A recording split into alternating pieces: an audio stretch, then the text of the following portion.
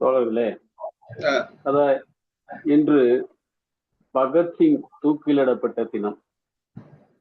காலையில தான் தோழர் வந்து ஒரு மீட்டிங்கு அஞ்சலி செலுத்தலாம் அப்படின்னாரு. நீண்ட நாட்களாக தோழர் பாலாஜி வந்து பகத்சிங் பகத்சிங் தூக்கிலிடப்பட்ட பிறகு அவருடைய தூக்கிலிடப்பட்டார் என்ற அந்த ஒரு வரி மட்டும் நம்ம அதோட மற்ற விஷயங்களை பார்க்கிறோம். ஆனா அதற்கு பிறகு என்ன நடந்தது என்பது தொடர்பான கட்டுரைகள், சில புதிய கட்டுரைகளை வாசிச்சுட்டு கடந்த ஊராண்டா பேசிக்கிட்டே இருப்பார். ரொம்ப மனம் வெம்பி வெம்பி பேசுவார். அதற்கு பிறகு அந்த தியாகிகளுடைய உடல்கள் என்ன செய்ய முடியும் அதை விலக்கி சொல்லுவார். இப்ப அவர் சொல்லும் போது அந்த வகையில அதற்கு பிறகு மக்கள் அதை எப்படி பாதுகாத்தார்கள் உள்ளிட்டு இன்றைய பாகிஸ்தான் பகுதியில் இருக்கிற அந்த அவருடைய பிறந்த ஊர் அந்த உள்ளிட்ட விஷயங்கள் அதுல இப்போ அந்த பாகிஸ்தானுடைய உச்ச நீதிமன்றத்துல இப்போ ஒரு வழக்கு வந்து பகத்சிங்கினுடைய லாகூர் சதி வழக்குன்னு நினைக்கிறேன். பல சொல்லுவாங்க அந்த பகத்சிங் சதி செய்தார் இங்கிலாந்து அரசுக்கு எதிராக அப்படின்னு சொல்லப்பட்ட அந்த வழக்கு விசாரணையே வந்து இயல்பான நீதியினுடைய இயல்பான நடவடிக்கைகளுக்கு உட்பட்டு இயல்பா ஒரு நீதிமன்ற விசாரணை எப்படி நடக்கணுமோ அப்படி நடக்கவில்லை என்று கூறி அதை திரும்பவும் விசாரிக்க வேண்டும் என்று பதில் மனு செய்யப்பட்டிருக்கு.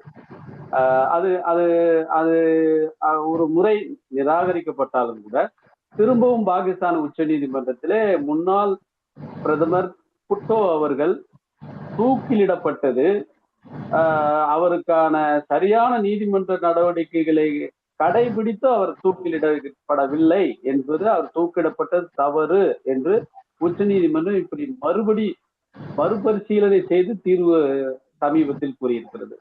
இதன் தொடர்ச்சியாக பகத்சிங் வழக்குக்கு பகத்சிங்கினுடைய அந்த தியாகத்திற்கு அவர் நடத்தப்பட்ட முறைக்கு நீதி வேண்டும் என்று இன்னும் போராடி கொண்டிருக்கின்ற பாகிஸ்தானில் இருக்கிற செயல்பாட்டாளர்கள் அந்த வழக்கை மறுபடி விசாரிக்க வேண்டும் என்று பெரிய கட்டுரைகள் எழுதுகிறார்கள், போராடுகிறார்கள். அந்த விவரங்களை கூர்மையாக கவனித்து என்னோடு பகிர்ந்து கொண்டே வருவார் பாலாஜி.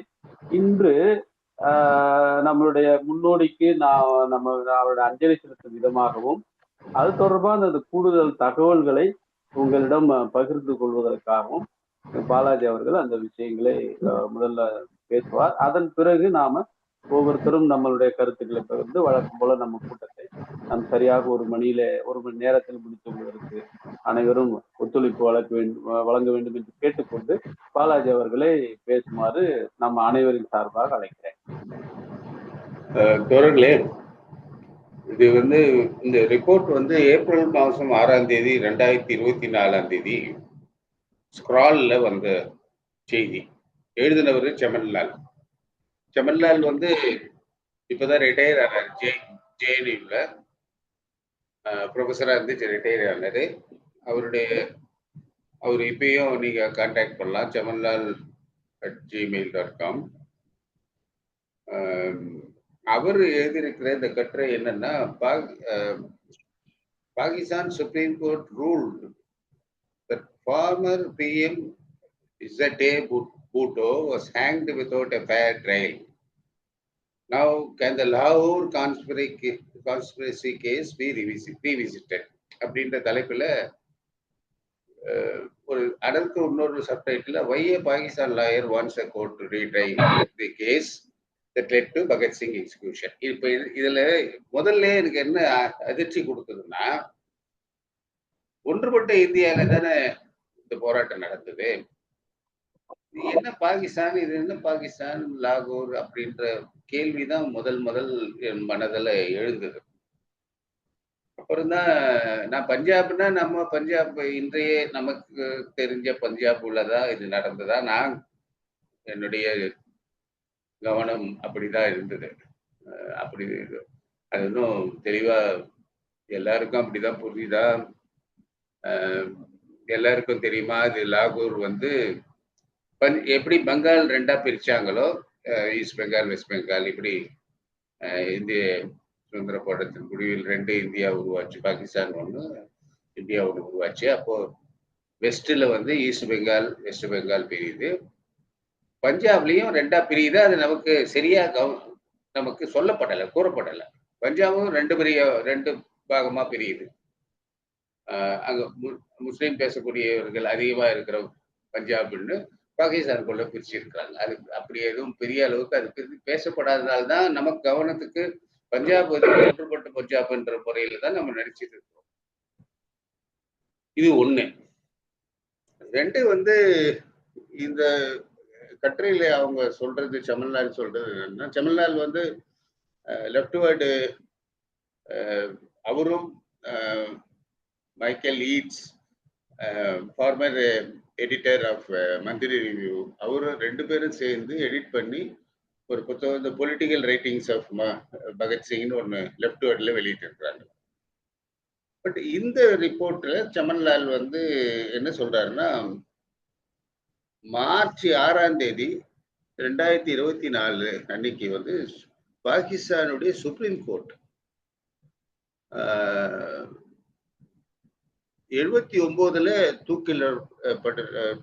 தூக்கிலிடப்பட்ட ஜுல்ஃபிகர் அலி பூட்டோ அந்த தூக்கு முறையில்லை, முறையற்றது, நியாயமற்றது அப்படின்னு ஒரு தீர்ப்பு கொடுத்திருக்காங்க. 2024 மார்ச் மாசம் 6ஆம் தேதி. கிட்டத்தட்ட நம்ம கரெக்டா ஒரு வருஷத்துக்கு பிறகு பேசுறோம். ஒரு 15 நாள் டிஃபரன்ஸ்ல. 1931ஆம் ஆண்டு தூக்கிலிடப்பட்ட பகத்சிங் அவருடைய தோழர்களின் கொலைகள் பற்றி நினைவு கொண்டுதான் இந்த கட்டுரையை எழுதுறார். 2013 லாகூரில் உள்ள எனது நண்பர், அவர் சொல்றார், எனது நண்பர் அட்வொகேட் அப்துல் ரஷீத் குரேஷியும் அவர் மகனும் இம்தியாஸ் மூத்த வழக்கறிஞர்கள் லாகூர் உயர்நீதிமன்றத்தில் பகத்சிங் உச்ச நீதிமன்றம் இல்ல, சுப்ரீம் கோர்ட் இல்ல, உயர் நீதிமன்றத்தில் பகத்சிங், சுக்தேவ் தாப்பர், சிவராம் ராஜகுரு அவர்களின் லாகூர் சதி வழக்கை திரும்பவும் திறந்து விசாரிக்க வேண்டும் என்று முறையிட்டனர். 2013ல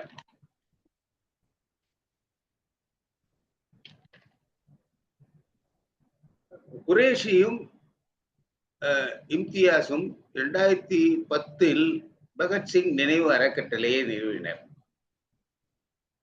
பாகிஸ்தான் மண்ணில் பங்கா என்ற இடத்தில் பிறந்த புரட்சிகர விடுதலை போராட்ட வீரர்களின் நினைவுகளை பறைசாற்றும் விதமாக அவ்வறக்கட்டளையின் நோக்கமாகும். ஆனால் இது வந்து 2010 உருவாக்கப்பட்ட அறக்கட்டளை. குரேஷி 2021 காலமானார். இந்த அறக்கட்டளை உருவாக்கினவர் 2010 காலமானார். இம்தியாஸ் அங்க இருக்கிற சப்பன் நியூஸ்ன்னு ஒரு நம்ம பிடிஐ அந்த மாதிரி ஒரு செய்தி நிறுவனத்துக்கு என்ன சொல்றாருன்னா, இம்தியாஸ் என்ன சொல்றாருன்னா, லாகூர் சதி வழக்கு முறைப்படி சட்டப்படி நடத்தப்படவில்லை. பகத்சிங் பெயர் கூட போலீஸ் அறிக்கையில் காணப்படவில்லை. இது பற்றி விசாரணையை நீதிமன்ற கவனத்துக்கு கொண்டு வரப்படவில்லை. இதே காரணத்தால் தான் பூட்டோவின் வழக்கு இதே பிரச்சனை தான் பூட்டோ வழக்கிலும் நடந்தது. அதனால்தான் சுப்ரீம் கோர்ட் பூட்டோ வழக்கு தவறாக முடிவு செய்யப்பட்டதுன்னு சொல்றாங்க. 3 நபர் ட்ரைபுனல் ஜட்ஜ், நீதிபதி 450 சாட்சியங்களை விசாரிக்கவில்லை. இவங்க உயர் நீதிமன்றத்துல சொல்ற இந்த பெட்டிஷன்ல அவங்க சொல்றாங்க, குற்றம் சாட்டப்பட்டவர்கள் அப்பீல் செய்யவும் அனுமதிக்கவில்லை. இது பற்றி ஏஜி நுரானி வார்த்தைகளில் கூற வேண்டும் என்றால், முழு நடவடிக்கையும் சட்டத்துக்கு புறம்பானது. நீதி கொலை செய்யப்பட்டது. ஜுடிஷியல் மர்டர்னு நூரானி வந்து அவரும் ஒரு புத்தகம் எழுதியிருக்கிறார் பகத்சிங் பத்தி. லாகூர் உயர்நீதிமன்றம் கடந்த வருடம் லாகூர் உயர்நீதிமன்றம் கடந்த வருடம் இம்தியாஸின் முறையீட்டை தள்ளுபடி செய்தது. கடந்த வருடம்னா இவர் 24 இவர் எழுதுறாரு இந்த கட்டுரை, அப்படின்னா 23 தள்ளுபடி செய்தது. சுப்ரீம் கோர்ட் பூட்டோ தீர்ப்பு இம்தியாஸ் மேல்முறையீடு செய்ய ஊக்கப்படுத்தியுள்ளது. அவர் ரம்ஜான் நோன்புக்கு பின் முறையிட முடிவு செய்துள்ளார். 2007 இர்த்திகா முற்போக்கு இதழ், கராச்சியில் இருந்து வெளிவருகிற இந்த ஒரு இதழ் ஒரு ஸ்பெஷல் இஷ்யூ கொண்டு வந்தது. பகத்சிங்கினுடைய சென்டினரி பர்த்டே கவிதைகள் மற்றும் கட்டுரைகள் தாங்கி வெளிவந்தது. அதில் ஜஹீதா ஹினா உருது எழுத்தாளரின் கட்டுரை அங்கும் அடங்கும். பகத்சிங்கை பாகிஸ்தானின் மகன் என்று அந்த கட்டுரை விவரிக்கிறது. 1907 இது வந்து 2007 தான் இந்த கட்டுரை வருது. 1907 லைலாப்பா மாவட்டத்தில் இன்று ஃபைசலாபாத் என்று அழைக்கப்படும் இடத்துல செப்டம்பர் 28 பிறந்தார். மார்ச் 23 1933 தூக்கிலிடப்பட்டார். ஒவ்வொரு ஆண்டும் தியாகிகளுக்கு மரியாதை செய்யும் வண்ணம் அவ்விடத்தில் கூடுவார்கள். 2012 லாகூர் முனிசிபல் நகராட்சி தூக்கிலிடப்பட்ட அவ்விடத்தை பகத்சிங் சவுக், அந்த இடத்துக்கு ஒரிஜினலா பேர் வந்து ஷட்மான் சவுக்னு, அந்த இடத்துக்கு பகத்சிங் சவுக் என்று பெயர் வைக்க வேண்டும் என்று ஒப்புக்கொண்டது. அந்த ஒப்புக்கொண்ட அந்த எக்ஸ்பர்ட் கமிட்டியில ஃபைஸ் அகமது ஃபைஸின் கவிஞர் ஃபைஸ் அகமது ஃபைஸ் பத்தி நாம கூட சவுத் ஏஷியன் புக்ஸ் புத்தகம் போட்டிருக்கோம். அந்த கவிஞரின் மகள் சலீமா ஹாஷ்மி என்ற கலைஞர் அந்த எக்ஸ்பர்ட் கமிட்டியில உறுப்பினராக இருந்தார். ஒரு சில வியாபாரிகளும் மதகுருமார்களும் லாகூர் உயர்நீதிமன்றத்துக்கு ஒரு ஸ்டே ஆர்டர் வாங்கினாங்க இந்த நகராட்சி முடிவுக்கு. அதாவது நினைவு அந்த தெரிவு சின்னமா வைக்கணும்னு சொல்ற அந்த முடிவுக்கு ஸ்டே ஆர்டர் வாங்கினாங்க.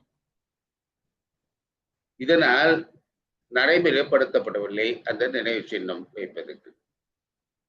ரஷீத் ஒரு கவுண்டர் பெட்டிஷன் போட்டார். இதுல கண்டெம்ட் ஆஃப் கோர்ட் என்னன்னு, இந்த முடிவை இம்ப்ளிமெண்ட் பண்ணல அப்படின்னு ஒரு கண்டெம்ட் ஆஃப் கோர்ட் போட்டார். 2013 பகத்சிங் ஆதரவாளர்கள் லாகூர் அட்மினிஸ்ட்ரேஷன், அந்த முனிசிபல் கார்பரேஷன் இருக்கிற இவங்க வருஷம் அந்த அனுஷ்டிக்கிறாங்கல்ல அந்த ஒரு தூக்கிலிடப்பட்ட நாளை, அதுக்கு பயங்கரமான இந்த டெரரிஸ்டுகளும் அங்க இருக்கிற எக்ஸ்ட்ரீமிஸ்டுகளும் தொந்தரவு கொடுக்க ஆரம்பிக்கிறாங்க. அதனால அவங்க கிட்ட பாதுகாப்பு கேட்கிறாங்க. யாருக்கிட்ட? லாகூர் அட்மினிஸ்ட்ரேஷன் கிட்ட. இதை நடத்துறவங்க அந்த பகத்சிங்கும் ராஜகுரும் சுக்தேவும் மார்ச் 23 மாலை 7 மணிக்கு தூக்கிடப்பட்டார். சாதாரணமாக தூக்கு தண்டனைக்கு தூக்கு தண்டனை எப்ப பண்ணுவாங்கன்னா காலையில தான் பண்ணுவாங்க. ஆனால் பகத்சிங், ராஜகுருவும் சுக்தேவும் 12 மணி நேரம் முன்னாடி முன்னாள் இரவே தூக்கிலிடப்பட்டார். ஏன்னா பெரிய ப்ரொடெஸ்ட் எல்லாம் நடக்கும், மறுநாள் காலையில பண்ணுமா, அதுக்கு முன்னாடியே தூக்கிலிடப்பட்டணும் பண்ணியிருக்காரு. ஜெயில் அதிகாரி கூறினார், அம்மூவரும் கருப்பு முகமூடிகளை தூக்கி எறிந்தனர். தாங்கள் கிரிமினல்ஸ் அல்ல, இன்குலாப் ஜிந்தாபாத் என்கிற கோஷமிட்டவாறு தூக்கில் தொங்கினர். பிரிட்டிஷ் அதிகாரிகள் அம்மூவரின் உடல்களையும் துண்டுகளாக்கி ஒரு சாக்கு பையில் கட்டி எரித்து சட்லஜ் ஆற்றில் எரிந்தனர். இதுதாங்க ரொம்ப அதிர்ச்சியா இருக்கிற ஒரு விஷயம். இது வரைக்கும் எந்த இயக்கமும் எனக்கு சொல்லப்படாத விஷயம். அவங்களுக்கு தெரியுமா தெரியலையா தெரியாது. இதான் 24ல தான் இந்த கட்டுரை வந்தது. ஆனா இந்த தகவல் அதாவது அவர்கள் தூக்கிலிடப்பட்ட பிறகு உடலை துண்டாக்கி இருக்கிறாங்க, எரிச்சு இருக்கிறாங்க. ஒரு சாக்கு பெட்டியில கட்டி சட்லஜ் ஆத்துல கந்தா சிங் வாலா என்ற கிராமம் அருகில் வீசினர்.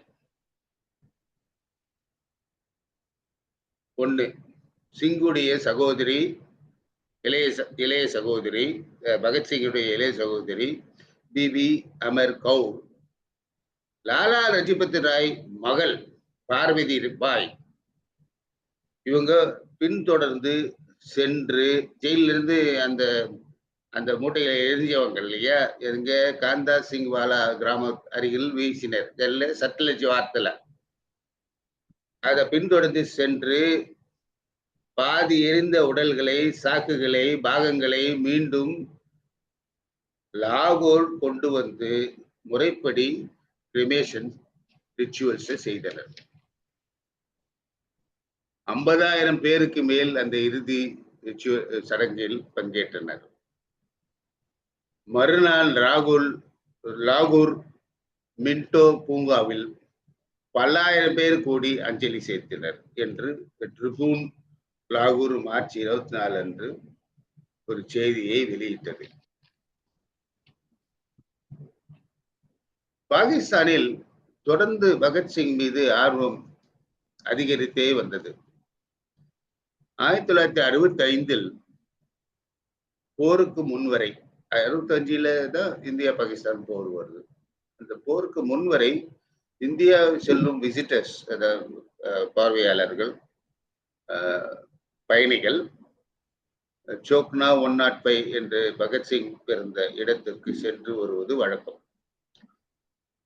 தொடர்ந்து விசா பிரச்சனை, விசிட்டர்ஸ் குறைய, பார்வையாளர்கள் குறைய ஆரம்பிச்சு. ஆனால் அவர் பகத்சிங் மேல் இருந்த ஆர்வம் மட்டும் குறையவில்லை. லயாப்பூர் ஹிஸ்டாரியன் கிளப் ஒவ்வொரு அது லயாப்பூர்ன்றது அவருடைய பிறந்த ஊருக்கு அந்த ஒரு பகுதியா இருக்கும், மாதிரி ஒரு தாலுக்காவா இருக்கலாம். அந்த மாதிரி ஹிஸ்டோரியன் கிளப் ஒவ்வொரு ஆண்டும் அவருடைய பிறந்த இறந்த நாட்களை அனுஷ்டிக்கும் விதமாக அந்த ஹிஸ்டோரியன் கிளப் தொடர்ந்து செய்து வருது. அவர் பிறந்த வீடான வீட்டுல 2 அறைகளை ஒரு மியூசியம் ஆக மாற்றி படங்கள் அடங்கிய நினைவகத்தை உருவாக்கியுள்ளார்கள். இந்திய தூதர் TCA ராகவன் கூட அந்த இடத்தை பார்வையிட்டிருக்கிறார். ஆய்வாளர்கள், எழுத்தாளர்கள் தொடர்ந்து பகத்சிங் வாழ்க்கையை மற்றும் தூக்கிலிடப்பட்ட பற்றி எழுதி வருகிறார்கள். பல நூல்கள் வெளிவந்துள்ளன. ஒண்ணு, ஹிஸ்டோரியன் வாக்கர் பிரோஸ், அவர் ஒரு உருது வாழ்க்கை வரலாற்றை எழுதியிருக்கிறார். அந்த வாழ்க்கை வரலாற்றின் தலைப்பு என்னன்னா, சர்ஃபாரோஷ் Sardar Bhagat Singh.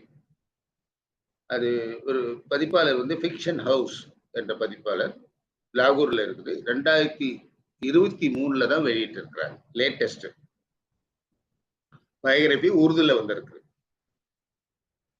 2 British Indian scholar and lawyer Satvinder Jas 2 நூல்களை வெளியிட்டுள்ளார். 134 ஃபைல்கள், அதாவது ஃபைல் என்ன தமிழ்ல என்ன சொல்லுவோம், 134 ஃபைல்களை பஞ்சாப் ஆர்கைவ்ஸ்ல இருக்குது. அந்த ஆர்கைவ்ஸ்ல இருந்து பஞ்சாப் ஆர்கைவ்ஸ்னா லாகூர்ல இருக்கிற பஞ்சாப், அந்த பஞ்சாப் பகுதி.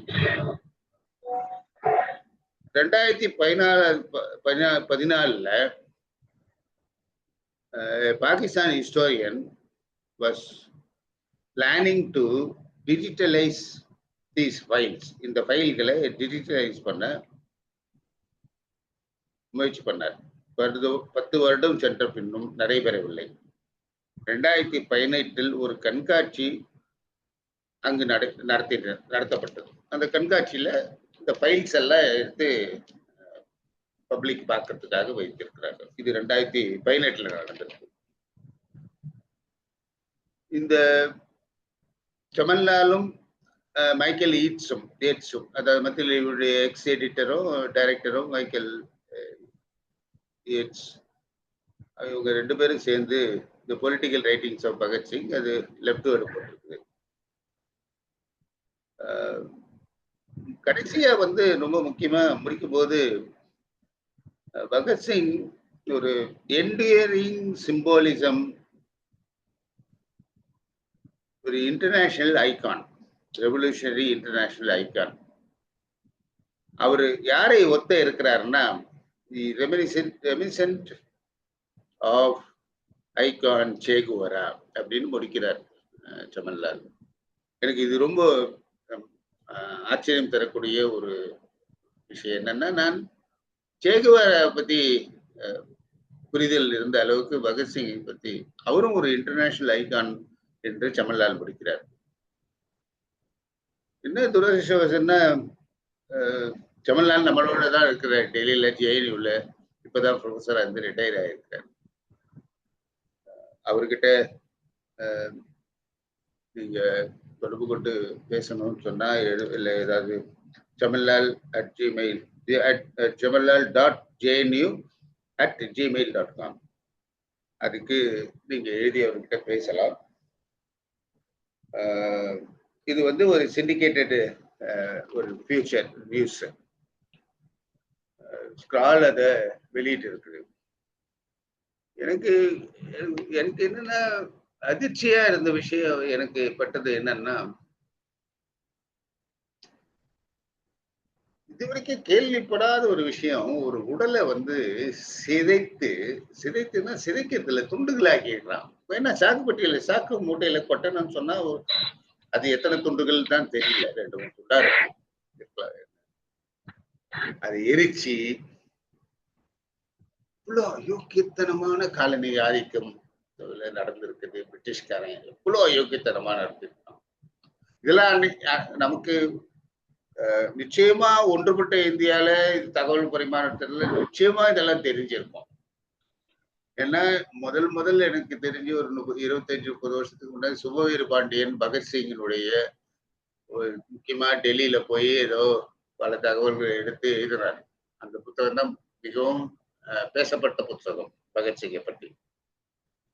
சுபவீர பாண்டியன், அது என்ன தலைப்புன்னு மறந்து போச்சு. அதுல புதிய தகவல்கள் நிறைய வந்தது. அதாவது பகத்சிங்கை வைத்து நிறைய நாட்டுப்புற பாடல்கள் தமிழ்நாட்டுக்குள்ளும் பாடப்பட்டிருக்குது, நிறைய பாடல்கள். அதெல்லாம் அவர் தொகுத்தார் அந்த புக்ல. அதான் அதனுடைய முக்கியமான விஷயம். அதுக்கு பிறகு அதெல்லாம் கூட இந்த தகவல் எல்லாம் வரல. ராஜா லஜபதி ராயுடைய மகள் பார்வதி பாய், பகத்சிங்குடைய இளைய சகோதரி, 2 பேரும் தூக்கி எறியப்பட்ட அந்த சாக்கு பைய தொடர்ந்து அந்த சட்டலேஜ் ரிவர்ல போய் ஒரு இடத்துல அந்த முட்டைகளை எடுத்து திருப்பி அதே தூக்கிலிடப்பட்ட இடத்துக்கு கொண்டு வந்து முறையாக ஒரு கிரிமேஷன் ரிச்சுவல்ஸ் பண்ணியிருக்கிறாங்க. அதுல 50,000 பேருக்கு மேல கலந்துருக்கிறாங்க. நிச்சயமா இந்த தகவல் வெளிவராம இருக்க வாய்ப்பே இல்லை. இது ஜவஹர்லால் டெல்லியில தான் இருக்கிறாரு, ஜேஎன்யூல தான் இருக்கிறாரு. அவர் பேசியிருக்க மாட்டாரா? யாரும் கேட்டிருக்க மாட்டாங்களா? இப்போ எழுதுறாருன்னா எனக்கு புரியல. இன்னும் கூட வரலாறை நாம எப்படி பார்க்கணும், எப்படி புரிஞ்சுக்கணும். ஏன்னா டால்ஸ்டாய் வந்து என்ன சொல்றாருன்னா, போரும் அமைதியினுடைய கடைசியில ஒரு அப்பெண்டிக்ஸ் மாதிரி ஒவ்வொரு சாப்டருக்கும் அப்பெண்டிக்ஸ்ல பேசுறாரு. ஒரு சாப்டருக்கான அப்பெண்டிக்ஸ்ல என்ன சொல்றாரு, பொதுவா அவர் சொல்ற ஒரு முக்கியமான விஷயம், ஒரு வரலாற்றாளன் ஒரு போரில் நடந்தவற்றை மற்றும் என்ன நடந்தது, எத்தனை பேர் இறந்தனர், எப்படி சண்டையிட்டனர், அதை பற்றி மட்டும்தான் அவனுடைய கவனம் இருக்கும். ஒரு கலைஞனோ அதில் அவர்கள் பட்ட அவர்கள் மனதில் என்ன நடந்தது, அவர்கள் எப்படி எதிர்கொண்டார்கள் அந்த போர்ல, அப்படியான விஷயங்களை ஒரு கலைஞன் பார்ப்பான் அப்படின்னு போரும் அமைதிக்கு அவர் கொடுக்கிற விளக்கம் அதுதான். அதுதான் போரும் வார் அண்ட் பீஸ் அந்த நூலுடைய மகள். அந்த ஒரு அப்பெண்டிக்ஸ் அவர் என்ன எழுதுறாரு, ரொம்ப ரொம்ப ஒரு அதை வந்து நான் பெத்தியூனுடைய நார்மன் பெத்தியூன் புத்தகத்துல பதிப்பிலே எழுதியிருக்கேன். ஒரு தேன் மலரை ஏன் மலரை முகர்கிறது அப்படின்னு ஒருத்தர் சொல்றாரு. அதுல இருந்து தேன் எடுப்பதற்காகவே தேனி வந்து பிறந்தது. இன்னொருத்தர் சொல்றாரு, ஒவ்வொருத்தரும் ஒவ்வொரு பார்வையில இருந்து ரொம்ப அழகா இருக்கும் அந்த வசனம். கடைசியில அதை நம்மை கொட்டுவதற்காகவே தேனி வந்து வாழுகிறது அப்படின்னு ஒருத்தர் சொல்லுவாரு. மல்டிஃபேசட்டட் ஒரு அப்ரோச் டுவர்ட்ஸ் ஒரு இஷ்யூ. ஹிஸ்டாரிக்கலா கூட இப்ப நினைவுகள் எழுவதிலேயே கையூர் தியாகிகள் பற்றிய வந்து ஒரு முக்கியமான விஷயம் என்னன்னா, அந்த நாவல்ல நிரஞ்சனா அவரு அந்த கிராமத்துல நடந்த விஷயத்தில ஒரு பார்வையாளர், அவர் ஒரு டீச்சர் நிரஞ்சனா. அது கன்னடா கேரளா பார்டர். அது அவரு கன்னடகாரர். இது நடக்கிறது இந்த பார்டர். அவரு கன்னடத்தில் தான் அந்த நினைவில் எழுதுகிறே சிரஸ்மரணே என்ற தலைப்பில் எழுதினார். அவர் அதுக்கு பிறகு அந்த தோழர்கள் தூக்கிலிடப்படுற விஷயங்களை கடைசி சில பகுதிகளில் சொல்லிட்டு அவரு முடிச்சிடுறார். அந்த கடைசி பகுதியில் ரொம்ப உருக்கமா இருக்கும். நான் கண்ணீர் விட்டு தான் அந்த நூலை முடிச்சேன். ஆனா இன்னொரு தோழர் ஜனசக்தி இதழுக்கு போய் ஏதோ ஆய்வு செய்யறதுக்காக போன போது அந்த 30களில் 36ஆம் ஆண்டுகள்ல என்னுடைய ஜனசக்தியை வாசிக்கும் போது இந்த கையூர் தியாகிகள் தூக்கிலிடப்பட்ட விஷயத்த செய்திகளை அதை ஒட்டி பிரிட்டன்ல அங்கெங்கெல்லாம் அவங்களை விடுதலை செய்யணும், அந்த 4 இளைய தோழர்களை விடுதலை செய்யணும்னு ஆர்ப்பாட்டம்லாம் நடத்தியிருக்கிறாங்க உலகம் முழுசும். அதை பற்றிய செய்திகள் எல்லாம் வருது. தூக்கிலிடப்படுறதுக்கு முன்னால் அன்றைய ஜெனரல் செக்ரட்டரி PC ஜோஷியும் அப்புறம் இவரு கிருஷ்ணபிள்ளையும் போயிருக்கிறாருன்னு நினைக்கிறேன். ஏன்னா மலையாளத்துல இருந்து மொழிபெயர்க்கிறதுக்கு PC ஜோஷி வடபகுதி வட மாநிலங்களை சேர்ந்தவர். சுந்தரையாவும் போயிருந்தார். 3 பேரும் போய் பாக்குறாங்க. அப்ப 4 பேர்ல ஒருத்தர் மட்டும் கொஞ்சம் ஏதோ டிப்ரெஸ்டா இருந்தாருன்னு தெரியல, நான் வரலன்னு சொல்லிக்கிறப்ப இந்த 3 பேர் மட்டும் வந்து PC ஜோஷி, சுந்தரையா, கிருஷ்ணபிள்ளை இவங்களை சந்திக்கிறார். அந்த செய்திகளை வைகைவாணன் என்ற தோழர் அது எல்லாத்தையும் ஒன்னா சேர்த்து காலத்தை வென்ற கையூர் தியாகிகள் சொல்லி அற்புதமான ஒரு 8 பக்கம் முன்னுரையை நாம போட்டிருக்கிறோம். அந்த புத்தகத்திலே இப்ப நம்ம இழைச்சிருக்கிறோம். ஒரு எனக்கு என்ன பட்டதுன்னா, நான் இதோட என்ன பண்ணுதுன்னா வரலாறு வந்து நம்ம இன்னும் நோக்கி பார்க்க வேண்டிய ஒரு கட்டாயத்துல இருக்கும். அதுக்குள்ள நிறைய துணை கதைகள் இருக்கு. இப்போ நீங்க எந்த வரலாறு ஒரு தனிப்பட்ட தோழரின் வரலாறு எடுத்துக்கிட்டாலும், தலைவரின் வரலாறு எடுத்தாலும், அல்லது ஒரு நாட்டின் வரலாறு எடுத்துக்கிட்டாலும், ஒரு இயக்கத்தின் வரலாறு எடுத்துக்கிட்டாலும் நிறைய பல்வேறு பரிணாமங்கள் இருக்கும். அதை ஒற்றை பரிமாணத்துல பார்க்க முடியாது, பார்க்க கூடாது. இப்ப பகத்சிங் பத்திய விஷயத்துல கூட நீதிராஜன் அவர் பேசும்போது சொல்லுவாரு, ஏன்னா காந்தி வந்து பகத்சிங் தூக்கில் போட்டதை நினைச்சிருந்தா பிரிட்டிஷ் கிட்ட பேசி இருக்க முடியும்னு ஒரு தகவலை அப்பப்போ சொல்லுவாங்க மார்க்சிஸ்டுகள். அவர் பேசல, அப்போ ஒரு பேச்சுவார்த்தைக்கு போயிருந்தாரு, ரவுண்ட் டேபிளுக்கு போட்டாங்க, ரவுண்ட் டேபிள் கான்ஃபரன்ஸுக்கு தான் போயிருந்தார். அப்போ அவர் பேசியிருக்கலாம், 4 பேர் 3 பேரையும் விடுதலை செய்ய சொல்லி கேட்டிருக்கலாம், குறைஞ்சபட்சம் மரண தண்டனையை குறைச்சிருக்கலாம், ஒரு கோரிக்கையை வச்சிருக்கலாம், வைக்கலன்றதா தகவல். ரவுண்ட் டேபிள் கான்ஃபரன்ஸ்ல பிரிட்டிஷ் கிட்ட அவர் வைக்கல. அதனால காந்தி மேல கடுமையான கோபமாக பேசுவதுதான் வழக்கம். அவர் ஏன் பேசல, அவருக்கான அரசியல் காரணங்கள் இருக்குது. ஏன்னா இவரு ஏன் இந்த பாதைக்கு போனார் என்பதே வந்து காந்தியினுடைய அஹிம்சா பாதையை கண்டு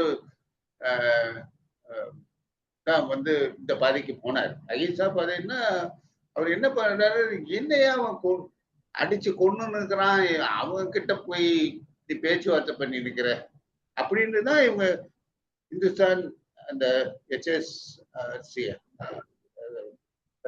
அது என்ன அல்ல, இந்துஸ்தான் ரெவல்யூஷனரி பார்ட்டி அந்த கட்சியை உருவாக்குறாங்க. அதனுடைய பகுதியாக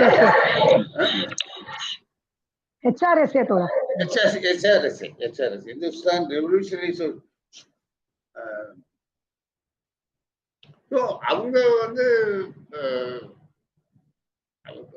அவங்க வந்து ஆக்சுவலி இவருக்கு அடிக்கப்பட்டு காயப்பட்டு அவரு ரொம்ப லஜபதி ராய் தடியடிக்கு உள்ளாகி அவர் காயப்பட்டதனுடைய எதிரொலியாதான் இவங்க அந்த பர்டிகுலர் அதிகாரியை தாக்க முயற்சி பண்றாங்க. ஆனா குறி தவறி போகுது, வேற ஒரு சாண்டர்ஸ் கொலை செய்யப்படுறோம். ஆனா அந்த சம்பந்தப்பட்ட அதிகாரி தப்பிக்கப்பட்டார் தான் அந்த நடந்த விஷயம். இதோட சேர்ந்து மற்றொரு விஷயம், சர்தார் உத்தம் சிங்னு ஒரு நெட்ஃபிளிக்ஸ்ல ஒரு படம் வந்திருக்குது, ரொம்ப அற்புதமான. அது வந்து பகத்சிங்கை ஒட்டி வந்த விஷயம். அது பகத்சிங்க்கு முன்னாடி நடந்த விஷயம். 2019 ஜாலியன்வாலா பாக். சர்தார் உத்தம் சிங் எல்லாம் வந்து அதனுடைய ஒரு பகுதியா தான் வராரு, பகத்சிங்குடைய பகுதியா தான் அவங்களும் வராரு. அவர் சர்தார் உத்தம் சிங் ஜாலியன்வாலா பாக் அன்னைக்கு இரவு படுத்துன்னு இருக்கிறாரு. ஒரு தோழர் வந்து இங்க பாரு, அங்க கொடு வைப்பாரு, மக்கள் கொண்டு போய் ஓடுறாரு சொன்ன உடனே எழுந்து ஓடுறாரு. ஓடி போடனே அந்த படத்தை பார்த்தீங்கன்னா அதிர்ச்சியா இருக்கும். தள்ளுவண்டியில பிணங்கள் எல்லாம் அடிப்பாங்க, அதாவது பிணங்கள் இல்ல, உயிர் கடைசியா ஊசலாடி இருக்கிறவங்க எல்லாம் பார்த்து உயிர் இருக்குதா பார்த்து எடுத்து அந்த தள்ளுவண்டியில போட்டு தள்ளிக்கிட்டு வந்து அங்க இருக்கிற சின்ன ஹாஸ்பிட்டல்ல எடுத்து வச்சு இறந்தவர்களை விட்டுருவாங்க. கொஞ்சம் உயிர் இருக்கிறவங்கள எடுத்துன்னு போய். ரொம்ப உருக்கமான படம் சர்தார் உத்தம் சிங், நெட்ஃபிளிக்ஸ்ல வந்து ரொம்ப நல்லா எடுத்திருந்தாங்க. அவரு வந்து கடைசியா இந்த ஜாலியன்வாலா பாக்குக்கு காரணமான டயரை வந்து லண்டன்ல போய் தலைமறைவா இருந்து லண்டன்ல போய் டயரை சுட்டு வழிவாக்குறார். அதே மாதிரிதான் இதுவும் வருது. அதனுடைய நீட்சியாதான் இந்த விஷயமும் பகத்சிங் விஷயமும் வருது. ஆனா பகத்சிங் விஷயம் வந்து இந்துஸ்தான் சோசியலிஸ்ட் ரெவல்யூஷனரி பார்ட்டி இந்த தகவல் மட்டும் இன்னைக்கு இந்த நாள்ல பகிர்ந்துக்கணும்னு பட்டது. காலையில திடீர்னு 23 ஞாபகம் வந்தது. டிவி கிட்ட மாலை கூட்டத்தை போடு அப்படின்னு சொல்லி கேட்டுக்கிட்டேன். 8:40 ஆகுது. வேற ஏதாவது தோழர்கள் கருத்து சொல்லுங்க. தோழர்களே, ஒரு 40 அதாவது ஒரு அரை மணி நேரம் தோழர் எடுத்து அவர் சொல்லி இருக்கிற விஷயங்கள், என்னுடைய அரசியல் உணர்வுங்கிறது, நான் பகத்சிங் டிஒஎஸ்ஐ மூலமா தான் வந்தேன். பகத்சிங் எனக்கு மிகப்பெரிய ஹீரோவா இருந்தாரு. எனக்கு வந்து சேர்ந்த தகவல்கள்ல ரொம்ப புதிய அப்டேட்டான தகவல்களை தான் அவர் தனிப்பட்ட முறையில எனக்கு சொல்லிக்கிட்டே இருப்பாரு. இதை படின்னு. இன்று அதுக்கு ஆவணப்படுத்தப்பட்டிருக்கு. அது ரொம்ப ஒரு ஒரு ரொம்ப சிரமம். அது ஆக்சுவலி ஒரு காட்சிப்படுத்தி பேசினார். நம்ம நம்ம நம்ம பகத்சிங்கை நேசித்த நம்ம வந்து ஒரு தோழர்கள், அந்த உடல்கள் வந்து சகோதரிகள் வந்து எப்படி அதை மூட்டை கட்டி எடுத்து போனா இந்த காட்சிகளை நாம உணர்ச்சி வசப்படாம நம்ம பேச முடியாது. அந்த வகையில இன்று வந்து இந்த நினைவு தின நிகழ்வுல அத்தகைய தியாகிகள் எப்படி நடத்தப்பட்டார்கள், அது நாம இன்னும் அந்த நினைவுகளை எப்படி நம்ம வந்து போற்றி பாதுகாத்து அதை சமூக விடுதலைக்கான ஆற்றலாக நாம வந்து மாற்றுகிறோமா என்ற கேள்வியை நமக்குள்ளே எழுப்புவதற்காகத்தான் இன்றைக்கு இந்த நிகழ்வு. என்னை பொறுத்த வரைக்கும் பகத்சிங் தூக்கிலிடப்பட்டது அப்படிங்கிறது நான் ஏதோ ஒரு முக்கியமான ஒரு இதோட நான் ஒப்பிட விரும்புறேன்னா லெனினுடைய திடீர் மரணத்தோட ஒப்பிடுவேன். என்னை பொறுத்த வரைக்கும் அவர் கடைசியா தூக்கிலிடுவதற்கு முன்னால அரசும் புரட்சியை படித்துக் கொண்டிருந்தார் என்பதும், கொஞ்ச நேரம் இருங்க இதை படிச்சு முடிச்சுட்டு வரேன் அப்படின்னு அவர் சொல்லும்போது, இதை முன்னாடியே நான் படிச்சிருந்தால் நான் வந்து இத்தகைய என்னுடைய அரசியல் முடிவுகள் எங்களுடைய செயல்பாடுகளில் மேலும் நாங்க வந்து ஆழமாக கூர்மையாக செயல்பட்டிருப்போம் அப்படின்னு அவர் சொன்னதாக ஒரு தகவல் இருக்கிறது. அந்த வகையில பார்க்கும்போது உங்களுக்கு அந்த காலகட்டத்தில் காந்திக்கு இணையாக இந்திய துணைக்கண்டம் முழுவதும் பேசப்பட்ட தலைவராக பகத்சிங் அறியப்பட்டிருக்கிறார். அவர் வந்து அவருடைய அந்த குடியரசு இராணுவம் என்பது வந்து எல்லா மாநிலங்களிலும் இருக்கின்ற அந்த இளைஞர் குழுக்களை ஒருங்கிணைப்பதற்காக அவர் சாத்தியமான அளவுக்கு பல மாநிலங்களுக்கு அவர் பயணம் செய்தார். அந்த அவருடைய அமைப்பும் இணைந்துதான் வந்து இந்திய ஜனநாயக வாலிபர் சங்கம் என்பது உருவாக்கப்பட்டது அப்படிங்கிறதுலயும், அதுல நான் செயல்பட்டேன் அப்படிங்கிறதுலயும் எனக்கு மிகப்பெரிய ஒரு பெருமிதம் உண்டு. அப்போ லெனினோடு ஒப்பிடக்கூடிய அளவிற்கு அறிவாற்றலும் செயலாற்றலும் மிக்கவராக அவர் இருந்திருக்கிறார். அந்த 24 வயதிலே இங்கிலாந்து ஏகாதிபத்தியம் அந்த அர்த்தத்திலே ஜெயித்தது. அந்த அர்த்தத்திலே அது வந்து மிக சவாலாக வரக்கூடிய, அதாவது எந்த இடத்திலே எத்தனை சதவீதம் அகிம்சை தேவையோ அந்த இடத்திலே அத்தனை சதவீத அகிம்சையும், தேவைப்பட்டால் அகிம்சை போராட்டமும், எதிரி அந்த அகிம்சை போராட்டத்தை எந்த அளவுக்கு மதிக்கிறானோ அதற்கு தகுந்த அளவுக்கு மக்களுடைய அறம் சார்ந்த வீரத்தை எப்படி சமூக மாற்றத்துக்கு பயன்படுத்துவது என்ற விவாதம் மக்கள் மத்தியிலே கடுமையாக நடந்து கொண்டிருந்தனுடைய மிகப்பெரிய குறியீடு தான் பகத்சிங். பகத்சிங் வந்து உங்களுக்கு அவர் அங்க நாங்கள் எந்த மனிதரையும் காயப்படுத்துவதற்காக நாங்கள் இந்த நாடாளுமன்றத்தில் இந்த குண்டுகளை வீசவில்லை, எங்களுடைய செய்தி எல்லா இடத்திலும் போகணும் என்பதற்காக நாங்களே முன் வந்து கைதாகிறோம் அப்படின்னு சொல்லி அந்த அந்த அந்த செயல்பாடு என்பது உண்மையிலே அதற்குரிய பணியை செய்தது. இந்திய துணைக்கண்டம் முழுவதும் அவர் விவாதிக்கப்படுவதாக மாறினார். பாலாஜி இங்கு குறிப்பிட்டதை போல அங்கே அது ஒரு நிபந்தனையாக வைக்கப்பட்டிருக்குமானால், வட்டமேஜை மாநாட்டிலேயோ காங்கிரஸாலேயோ அது ஒரு நிபந்தனையாக அந்த 3 இளைஞர்கள் அவர்கள் ஒரு இளம்பருவ கோளாறு காரணமாக செய்திருக்கிறார்கள். அவர்களால் உயிரிழப்பு நாடாளுமன்றத்தில் ஏற்படவில்லை. ஆகையினால அது ஒரு கொடுங்குற்றம் அல்ல, தூக்கிலிடக்கூடிய அளவுக்கு அப்படி என்ற முறையிலேயோ அல்லது ஒரு அரசியல் அழுத்தம் அவருடைய இது மேல கொடுக்கப்பட்டிருக்குமானால் தாமதப்பட்டிருக்கலாம், தண்டனை குறைப்பாயிருக்கலாம், அல்லது இது போல இப்போ அந்த வழக்கு வழக்காக நடத்தப்படவில்லை என்கிற முழு விவரங்களை எல்லாம் சொன்னார் பாலாஜி. அந்த நிலை தடுக்கப்பட்டிருக்கலாம். ஏன்னா காந்தி அவர்களே ஒரு மிகப்பெரிய வழக்கறிஞர். அந்த வகையில அந்த வழக்கு நுணுக்கங்கள் எதுவா இருந்தாலும் நீ கரெக்டாக விசாரித்து வழங்கு. அந்த வகையில் கூட அது தலையிடப்பட்டிருக்கலாம்.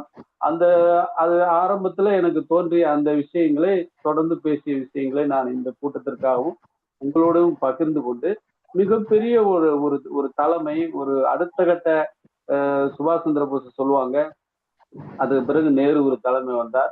காங்கிரஸுக்குள்ள உருவாகிய மிகச்சிறந்த ஆளுமைகள்ல, காங்கிரஸுக்கு வெளியிலே இந்திய சமூகம் உருவாக்கிய மிகச்சிறந்த ஆளுமைகள்ல ஒரு தனிச்சிறப்பானவராக அந்த இளம் வயதிலேயே அவர் உருவாயிருந்தார். அவர் சாதி சம்பந்தமாக அவர் எழுதிய கட்டுரைகள், தீண்டாமை சம்பந்தமான கட்டுரைகள் இருக்கின்றன. அவருக்கு கிடைத்த வாய்ப்புகளிடையே அவர் வெளிப்படுத்திய கட்டுரைகள் அவர் ஒரு ஒரு ஒரு விளையும் பயிர் முளையிலே தெரியும் என்பதை போல ஒரு பளிச்சிட்ட ஒரு அறிவாற்றலோடு, ஒரு செயலாற்றலோடு அவர் இருந்தார் என்பதை நாம இந்த நினைவு தினத்திலே நினைவு கூறுகிறோம். இந்த தருணத்திலே இப்போ நாம இப்ப இனி அடுத்து வருகிற இளைய தலைமுறை இந்த இந்த நினைவுகளை எப்படி அடைகாத்து நாம சமூக மாற்றத்திற்கான ஒரு இதா கொண்டு போக போறோம் இந்த விவாதத்தை தான் தோழர்கள் வாய்ப்பு இருந்தா அடுத்து பேசுறவங்க பேசணும்னு நான் கேட்டுக்கிறேன்.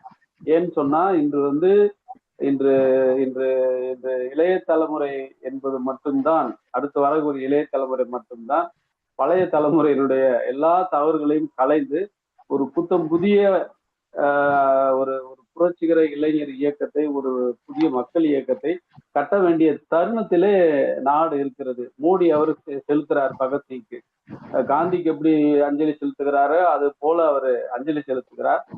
பகத்சிங் கனவு காண்ட இந்தியா என்பது அதற்கு தலைகீழான இந்தியாவாக இன்று இருக்கிறது. அத்தகைய நிலையிலே நாம் இந்த நிகழ்வை இளம் தலைமுறையிற்கான ஒரு அவருடைய நினைவுகளை, அவருடைய செயல்களை ஆற்றல் படுத்துவதற்கான ஒரு நிகழ்வாக இதை தொடங்கி இருக்கிறோம். பாலாஜி முழுமையான விஷயங்களை இது பண்ணியிருக்கிறார். இது ஒரு கட்டுரையாக மாற்றி இதை தமிழ் எழுத்துக்குள்ளே நம்ம கொண்டு போகணுங்கிற ஆசை அவர் பேசிட்டு இருக்கும்போது வந்தது. அந்த வேலையில நான் தொடங்குவேன் அப்படின்னு சொல்லி கேட்டுக்கொண்டு, அடுத்து பேசுவதற்கு யாராவது தோழர்கள் இருந்தா நீங்க பேச முன் வரலாம்னு கேட்டுக்கிறேன். வணக்கம். இன்னைக்கு அதான் இந்த தோழர் சொன்ன இந்த விஷயங்களை நானும் படிக்க நேர்ந்தது. இன்னைக்கு பகத்சிங் நினைவு நாளை ஒட்டி வேற எதுவும் பண்ணலனாலும் அட்லீஸ்ட் பகத்சிங்கை பத்தி படிக்கலாம்னு சொல்லி கொஞ்சம் படிச்சுக்கிட்டு இருந்தப்போ அன்னோன் ஃபேக்ட்ஸ் அபவுட் பகத்சிங்னு போட்டப்ப நிறைய விஷயங்கள் வந்தது. அவரு அந்த ஜாலியன் மசக்கரோட ஒரு ஃபார்மல் ஸ்கூலிங்க விட்டுட்டாரு, இந்தியன் இண்டிபெண்டன்ஸ் ஸ்ட்ரகிளுக்கு வந்துட்டாரு. ஆனாலும் அவரு 5 மொழி அவருக்கு தெரியும், அந்த மாதிரி நிறைய விஷயங்கள் வந்தப்போ இந்த பிரிண்ட்ல 1921 ஒரு கட்டுரை வந்திருக்கு. டைட்டிலே தோழர் சொன்னதுதான். அதாவது ரொம்ப அந்த டைட்டிலே அதிர்ச்சியா, Bhagat Singh wasn't just hanged but was chopped and stuffed in sacks அப்படின்னு சத்விந்தர் சிங் ஜஸ்னா அவர் அவரோட புக்ல இருந்து தான் அந்த எக்ஸ்பர்ட்ஸ் எடுத்து போட்டிருக்காங்க. அவர் அதுதான் படிச்ச அந்த கட்டுரை ஃபுல்லா படிச்ச அந்த execution of Bhagat Singh, legal harasses of the Raj அப்படின்னு சொல்லி அவர் எழுதியிருக்காரு. அதுல இருந்தா எடுத்து இந்த தோழர் சொன்ன எல்லா விஷயங்களும் அதுல இருக்கு, எப்படி பண்ணாங்க. பிளஸ் பிரிவி கவுன்சில்ல பிரிட்டுங்கிற ஒரு அட்வொகேட், ஒரு யங் அட்வொகேட் எப்படி இதுக்காக எப்படியாவது தூக்கு தண்டனையை நிறுத்தணுன்றதுக்காக அவர் எவ்வளவு ட்ரை பண்ணாரு. ஆனா அவரால் அந்த சாண்டர்சன் மர்டரை ஒரு யங் போலீஸ் ஆபீசர் அவரோட மர்டரை டிஃபெண்ட் பண்ண முடியல. ஆனாலும் ரொம்ப ட்ரை பண்ணாரு ஆயுள் தண்டனையா மாத்துறதுக்கு அப்படிங்கிற தகவல்லாம் இதுல இந்த கட்டுரையில இருக்கு. பிரிண்ட்ல வந்திருக்கு, 2021 வந்திருக்கு. கடைசியில அந்த இதுல என்ன முடியுதுன்னா, அந்த பிரிண்டோட நேம் மறந்து போயிருக்கு எல்லாருக்கும். பகத்சிங் மறந்து போயிருக்கு, சில நேரங்கள்ல மறந்து போயிடுது. இந்த மாதிரி ஒரு கேஸ் அங்க நடந்தது, பிரிட்டிஷ் ரிவ்யூல வந்தது அப்படிங்கிறதே எல்லாமே மறந்து போயிடுச்சு.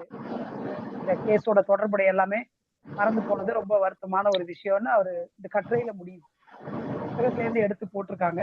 ரொம்ப டிஸ்டர்பிங்கா இருந்தது. அது அதுவும் சொல்றது கட்டுரை படிக்கும் போதே ரொம்ப டிஸ்டர்பிங்கா இருந்தது. என்ன இப்படி ஒரு தெரியல, நம்ம இதை எப்படி சரி பண்ண போறோம்ன்றது தெரியல. கட்டுரை ரொம்ப டீட்டெயில்டா இருக்கு. 2021 வந்திருக்கு பிரிண்ட்ல. அதான் அப்புறம் சோழர் சொன்ன அந்த உத்தம் சிங் படத்தை நானும் பார்த்திருக்கேன்.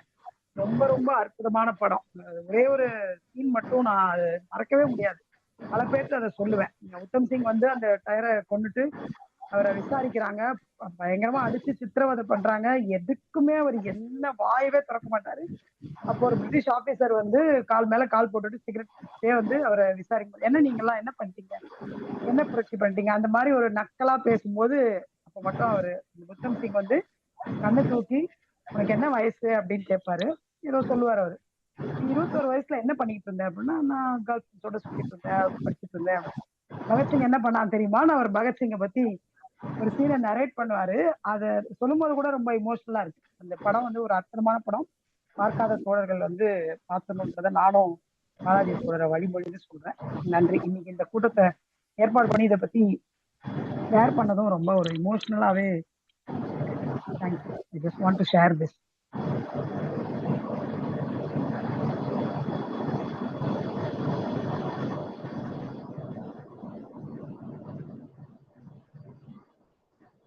சாத்தி சொல்லுங்க சாத்தி. மியூட். பாலாஜி சாருக்கும் வேணி தோழருக்கும் நன்றி. பாலாஜி சாரோட பேச்சுல எப்ப இருக்கிறத விட எப்பவுமே அவரோட பேச்சு வந்து அந்த புத்தகத்தை பத்தி ரொம்ப இன்சைட்ஃபுல்லா இருக்கும். ஆனா இதுல ஒரு ஹிஸ்டரி கிளாஸ் மாதிரி தொடர்ந்து நிறைய, அதாவது குரோனாலஜிக்கலா அவர் வந்து பகத்சிங் பத்தி சொன்னாரு. இப்பத்த அந்த படம் அது எல்லாமே சொன்னாங்க. அதுல ரொம்ப முக்கியமான விஷயம் என்னன்னா, இவ்வளவு வருஷத்துக்கு அப்புறம் 1933க்கு அப்புறம் கிட்டத்தட்ட 90 வருஷத்துக்கு அப்புறம் கூட ஒரு தலைவர் வந்து, ஒரு புரட்சியாளர் வந்து இன்னும் நினைவில் இருக்காரு. அப்புறம் அவரு சம்பந்தமானதையே மறுபரிசீலனை பண்றாங்க அப்படிங்கிறது வந்து ரொம்ப ஒரு ஆச்சரியமாகவும் ஒரு மகிழ்ச்சிகரமான விஷயமாவும் இருக்கு. அப்ப புரட்சியாளர்கள் வந்து என்றைக்குமே சாவதில்லை. அவங்களுடைய உடல் வேணா அவங்க சிதைக்கலாம், ஆனா அவர்களுடைய நினைவுகளைவோ தியாகங்களைவோ எத்தனை வருடங்கள் ஆனாலும் அது மக்கள் மத்தியில நினைவுல இருக்கும் அப்படிங்கிறதுக்கு இது ஒரு சான்றா இருக்கு. இன்னொரு விஷயம், ஒரு அதாவது நான் பகத்சிங் பத்தி புதுதா சொல்றதுக்கு ஒண்ணும் இல்லாத அளவுக்கு ஒரு முழுமையா ஒரு சுருக்கமாவும் ஆழமாவும் சார் நம்மளுக்கு இன்னைக்கு பகிர்ந்துட்டாரு. ஆனா ஒரு சின்னதா நான் வந்து எந்த விஷயத்த நினைவுபடுத்துறோம்னு நினைக்கிறேன்னா, எத்தனையோ புரட்சியாளர்கள் இருப்பாங்க, எல்லாம் படிப்பாங்க, மறந்துடுவாங்க, கொஞ்ச நாள் அந்த நினைவு நாள்ல மட்டும் இது பண்ணுவாங்க. ஆனா பாலாஜி சார் போட்டிருக்கிற டிஷர்ட் மாதிரி குபேரா சேகுவார் அவர்களையும் பகத்சிங்கையும் இந்த மாதிரி ஐடியாலஜி இல்லாத இளைஞர்கள் கூட பாத்தீங்கன்னா வந்து அவரோட படத்தை ஹாஸ்டல் ரூம்ல வச்சுக்கிறது அல்லது ஏதோ ஒரு விதத்துல அந்த சிம்பாலிசத்தை அவங்க கான்சியஸா அதை பயன்படுத்துறாங்களா என்னன்னு தெரியாது. என்ன சொல்ல வர்றேன்னா, அவங்க வந்து ஏதோ ஒரு விதத்துல சமூகத்துல ஒரு நினைவில் அங்கமா இருக்காங்க. சோ அதைய நீதிராஜன் சார் சொன்ன மாதிரி அதை இன்னும் ஆற்றல் படுத்தணும். அதாவது ஒரு கான்சியஸ் எஃபர்ட்டா மாத்துறதுக்கு நம்மளுடைய கூட்டங்களும் நம்மளுடைய முயற்சிகளும் இருக்கணும் அப்படின்னு வாழ்த்துறேன் நானு. ஆனா இது ரொம்ப ரொம்ப எமோஷனலான மீட்டிங் தான். ரொம்ப நன்றி. பாலாஜி சொல்லுங்க Sukumar. Lee Anderson from US. அவர் வந்து he has written about 900 pages book for Che. An American has written book for Che. அது இன்னைக்கு one of the biggest அதாவது வாஷிங்டன் போஸ்ட் அதோட ரெகக்னிஷன் அப்ரிஷியேட் பண்ண ஒரு book. He is a journalist. He has traveled length and breadth of US and South American country. அப்புறம் அவர் அதை base பண்ணி தான் அவர் அந்த புக்கை எழுதியிருக்காரு. One of the class book அது. சம்டைம் பேக் என் ஃப்ரெண்டு கொடுத்தான், அதை நான் படித்தேன். ரொம்ப எக்ஸலண்ட் டிஸ்கிரிப்ஷன். ஆனால் அந்த புக்கில் கூட இந்த மாதிரி இந்த சட்லஜ் சமாச்சாரம் நீங்கள் சொன்னது அதில் இல்லை. ஐ எம் குவைட் சர்ப்ரைஸ் நீங்கள் அதை சொன்ன உடனே. Something extraordinary. அது usually they are not supposed to do like that. This is double punishment. You get it? One side hanging, the other side why body should be cut. It is violation of law. But அது அன்னைக்கு question பண்றதுக்கு யாருக்கும் தைரியம் கிடையாது, Britishers. That is where the problem lies. அது அது வந்து அந்த மாதிரி பண்ணவே கூடாது. It is against law. The Britishers are violated. Scoundrels. The Britishers are scoundrels. They are worried about this revolutionary movement. அதை கட்டேல் பண்றதுக்காக இவனை பண்ணியிருக்காங்க. You want to give punishment, fine. You have done it. But why cut the body and throw it? அதெல்லாம் தான் விஷயம். அந்த பகத்சிங் அந்த மாதிரி வந்து ஒரு புக்கு, அவ்வளோ பெரிய number of books that is written on Bhagat Singh is something extraordinary. நான் ஏஐ பார்த்தபோது அது வந்து 7,000 புக்குனாக்க பகத்சிங்கை பற்றி கிட்டத்தட்ட இந்தியாவில் மாத்திரம் எங்காவது ஒரு 1,500 புக்குக்கு மேலே இருக்கு in different languages. Almost பகத்சிங்கை பற்றி more than 1,500 books. You take any language, இந்தியாவில் இருக்கிற அத்தனை லாங்குவேஜுக்கும் பகத்சிங்கை பற்றி இருக்கு. ஜேவை பற்றி 1000 புக்கு இருக்குன்னாக்க பகத்சிங்கை பற்றி 1,500 புக்குக்கு மேலே இருக்கு. அப்போ இந்த மாதிரி பாடியை கட் பண்ணது for the first time I'm hearing. Really shock. அது நீங்க சொன்ன உடனே there was a jolt in my body. சொல்லணும் எனக்கு தாங்க முடியல. ஏன்னா அதுக்கு நீங்க அதை சொன்ன உடனே தேங்க்யூ.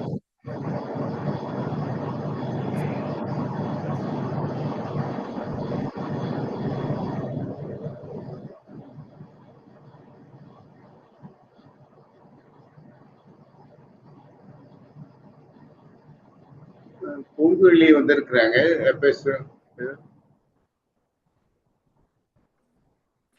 வணக்கம் தோழர். எல்லாருக்கும் வணக்கம் தோழர். இன்னைக்கு நான் லிசனராகவே இருந்து கேட்கலாம்னு நினைக்கிறேன் தோழர். ஸோ ஏன்னா நிறைய முக்கியமான விஷயங்கள் பேசிட்டு இருக்கீங்க. ஸோ எல்லாமே எனக்கு புது தகவல். ஸோ எல்லாமே நான் கேட்க விருப்பப்படுறேன். அதனாலதான் நானும் அமைதியா ஸ்பெக்டேட்டரா கேட்டுட்டு இருக்கேன்.